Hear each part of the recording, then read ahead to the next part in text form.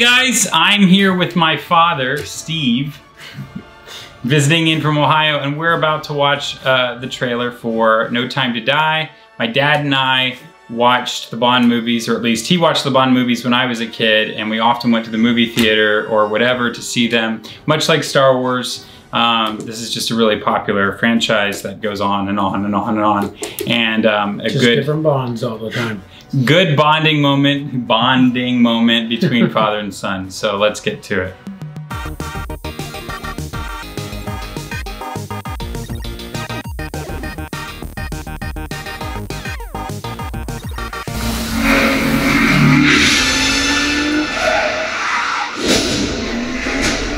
Why would I betray you? We all have our secrets. You just didn't get to yours yet.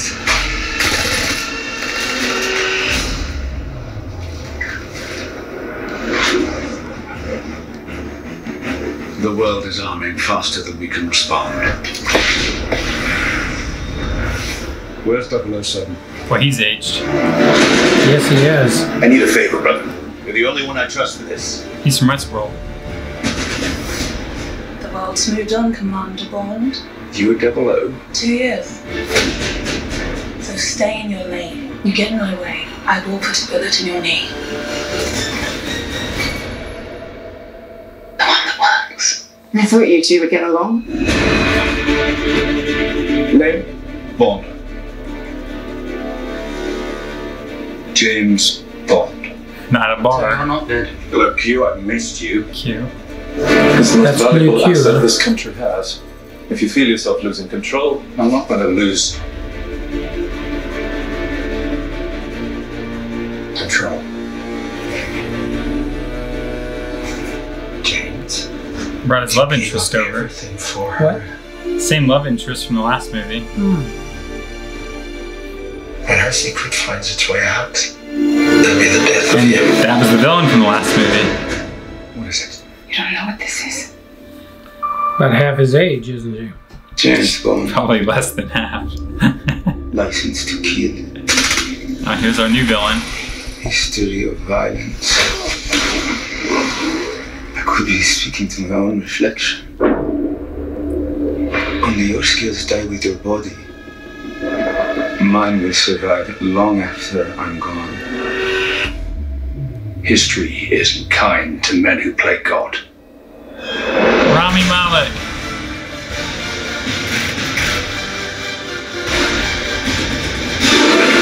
That's a good trick.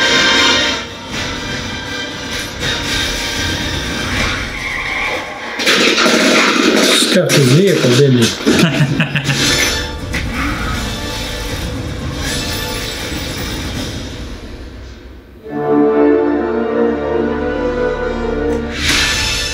All right. So Daniel Craig is retiring after this movie. This is No Time to Die, which is almost ironic because his version of Bond is done after this. In many ways, this feels like the last movie because, I mean, obviously it's James Bond, so it's never gonna stop, but they brought back several characters from the prior movie here. Christoph Waltz's character is Ernst Stavro Blofeld, who apparently is a villain in the older movies, but I don't recall who he would have been.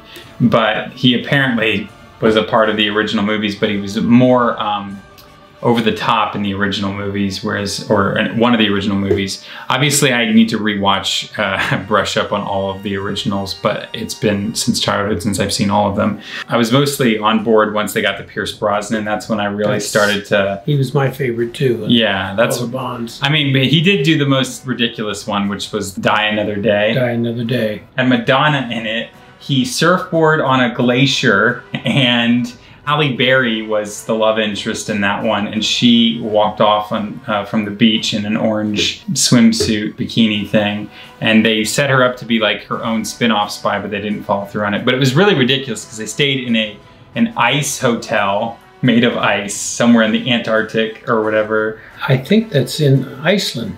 Oh, is it Iceland? I don't know. It was ridiculous. They have a place like that. It was ridiculous. The movie was silly. When he's surfing on a glacier, I was like, okay, this is where this franchise has gone now. When he's like... But then again, some of the older ones did that plenty. I mean, what with the buzzsaw hat and all of that. The Daniel Craig ones took it in a much more serious direction, which I thought was a little sad, but I also, it's easier to take seriously if it is serious. They're way more dramatic, whereas the Pierce Brosnan ones were almost campy B movies at times, because they were, I mean, some of the earlier ones like GoldenEye and Tomorrow Never Dies, those were pretty strong ones, but then he started to lose his spot. But with Daniel Craig, it's always been serious. It sort of set it up as though it was a prequel with the original one with Casino Royale, and then it kind of goes through his whole timeline. This whole franchise kind of did to Bond what the Dark Knight trilogy did to Batman, where they kind of show the whole origin, and then they, you know, get a younger guy, which he's not so young anymore, but he was younger when they started this franchise. He's been actually at this possibly longer than most of the other Bonds, except for maybe Sean Connery. Yeah, he was around. He's been at this for a while, actually. And I remember when they first cast him, everyone was giving me a hard time because they're like, you can't have a James Blonde, you know? Blonde James Bond. But yeah, this movie looks like interesting. Rami Malek, he's never really played a villain like this in movies before. He played it once in a video game. Because Rami Malek got an Academy Award for Bohemian Rhapsody, which was a movie where he played Freddie Mercury. That was that. Memory on that stuff. That was from last year or whatever. He won an Academy Award for that. He wasn't in anything until that point. So now, of course, they're giving him the lead as the villain in this one, which is interesting. He looks like the Phantom of the Opera, but like he's not really hiding the face very well. There's always a gimmick with the villains in Bond. Yeah. They always have something ridiculous. They gotta have something. Christoph Waltz. Most of them got their faces screwed up. Yeah. Christoph Waltz's character in this is the same as it was in the last one. In that, the only thing that made him menacing was the fact that he knows Bond. I know you, you know me, and that was his big thing. He didn't have any face thing. And then the one prior was a Latino actor who played a gay villain with blonde hair, and he would like flirt with Bond, but he was also out to kill him. And anyway, point is, this movie transitions a lot of the characters from the prior movie, and I don't think it really happens very often where they have a Bond that has a female love interest who comes over into the next movie. It doesn't happen that often. For some reason, I feel like Octopussy or someone did at some point in one of the earlier movies, but typically it's not common.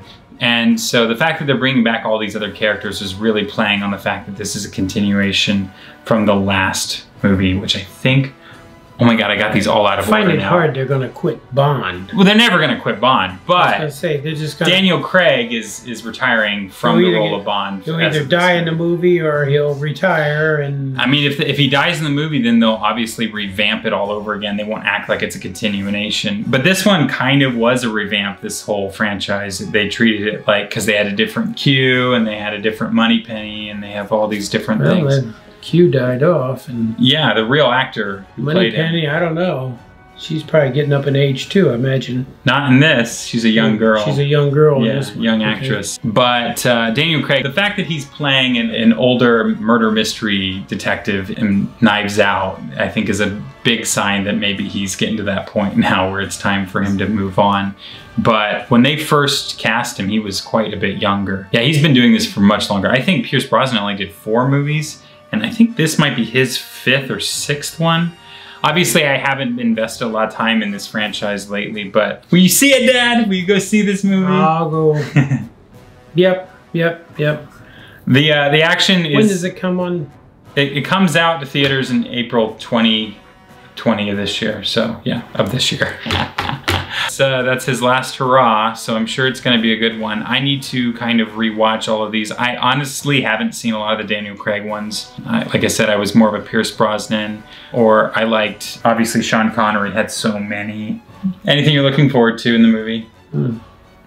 I'll have to make sure I come back here. New love interest, obviously they showed a brunette woman that's probably going to add to the love triangle, because Bond can't just have one woman in his movie. He has to have at least 2. So. At least 2. You always got backup, I guess.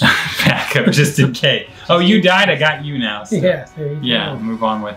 This is my fan theory. What's yours? I'm Kyle Eilerman, producer and creator of Fan Theory TV. I would starve without your help by supporting me over at patreon.com/fantheorytv. It would also be really nice if you click this button, like, subscribe, stay notified with that bell.